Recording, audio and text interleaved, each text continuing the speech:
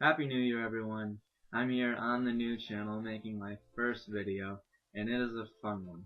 It's the top 10 movies of 2016. Now, I did not see every movie this year. I did see quite a bit, around 60 or 65, but movies like Elle, The Edge of 17, Silence, and A Monster Calls, as well as a couple others, are not going to be on this list. Without further ado, let's get right into it.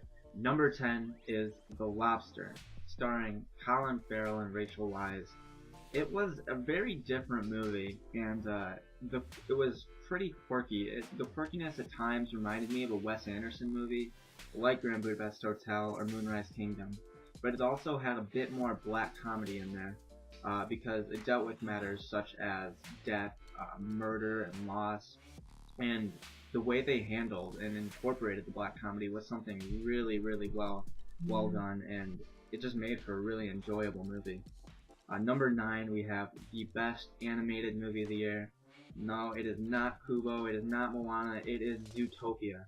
I truly do believe this is the best animated movie of the year, and in large part that is due to the voice acting by Ginnifer Goodwin and Jason Bateman. They were really funny and they were really good in this movie.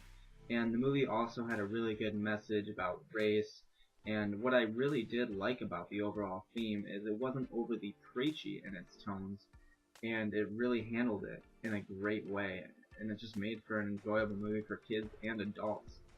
Then at number 8, this is probably going to seem pretty high. I haven't really seen many lists with this in the top 10, but I thought it was a great movie. Number 8 is Ouija Origin of Evil. Now, I know, if any of you saw the original, I think it was just Ouija, and you skipped out on the second one for obvious reasons, you're probably thinking, like, why the hell is this top 10? But Mike Flanagan took the helm directing this movie, and in 2016 he really proved he's one of the better horror directors working today between Hush and this film. Something good that Ouija or Origin of Evil did that most horror movies today don't do is it took its time with its characters in building up the scares. Most horror movies today, they just do not bother with character development, just throw jump scares in there left and right, and that just makes for atrocious movies. But Ouija and Origin of Evil did a good job of staying away from that, and it was pretty genuinely scary, and I appreciated that. And with number 7, we have La La Land, directed by Damien Chazelle, starring Ryan Gosling and Emma Stone.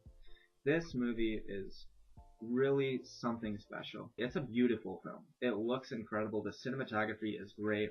The directing, it's the best directing of the year. Damien Chazelle totally deserves the Oscar for this film. Then also thrown on top of that, Emma Stone and Ryan Gosling gave some of the best performances of their career. I know a lot of people are prejudiced against musicals. I am one of them, but La La Land was really enjoyable. I had a good time with this movie, so it is the best musical I've ever seen. In number 6, we have Captain Fantastic, another smaller film. This one stars Viggo Mortensen. We follow the lives of Viggo's character and his 6 children, who live out in the woods, mostly self-sufficiently. Viggo Mortensen's wife and the children's mother actually dies, and a lot of good emotional scenes come out of that. But they don't feel out of place whatsoever. They feel completely genuine, and that's a lot and due to the acting in this film. And with number 5, we have Deadpool. It started out its marketing campaign in such a unique way, with all the fourth wall breaks and meta and all the trailers and promos. And it was really, it got really hyped up, and so many people are really excited to see this, including myself. And it totally paid off. And Ryan Reynolds was just so good in it, and it was just such a fun movie, and it just made me laugh so much. And number 4, we have Arrival. This is another movie I just think is really, really a special film, and it's just unprecedented, because when dealing with alien movies, you mostly are going to see aliens trying to harm humans, or humans banding together to stop the aliens, and that's mostly what we get with alien movies. But this one, it took an unprecedented look on what would happen if aliens did come. Would they have the same general face, body, structure as us? And Arrival, they don't. And we can't even communicate. It takes Amy Adams and her team to figure out what is actually happening and why they are here. And it poses some really good questions to the audience, and I really did enjoy this movie. Number 3, we have Rogue One, A Star Wars Story. Now, I wouldn't say I'm a die-hard Star Wars fan. I do enjoy the Star Wars universe. I enjoy the Star Wars movies, and this one was really awesome, and it was unlike any other Star Wars movie. And the main difference between Rogue One and the other 7 in the main story is this one made the stakes feel real to me. Between the Death Star and seeing how destructive that was in the battle scenes, like actually on the ground, the war aspect of Star Wars was really there, and it was something else. It was just incredibly satisfying going into this Star Wars film and walking out so pleased, and it exceeded my expectations. With number 2, we have Sing Street. I think this was the most fun movie of the year, and it had some great songs. Ride It Like You Stole It is notable, of course. I hope that gets an Oscar nomination for Best Original Song. And then it also had an awesome breakout performance from Jack Reynor, playing our protagonist's brother. And the emotional dynamic between him and his brother was there, and that was really something to watch. And then for honorable mention, movies that just missed my top 10. There were a lot of movies I wanted to put on here, I just couldn't find space for them. But here they are.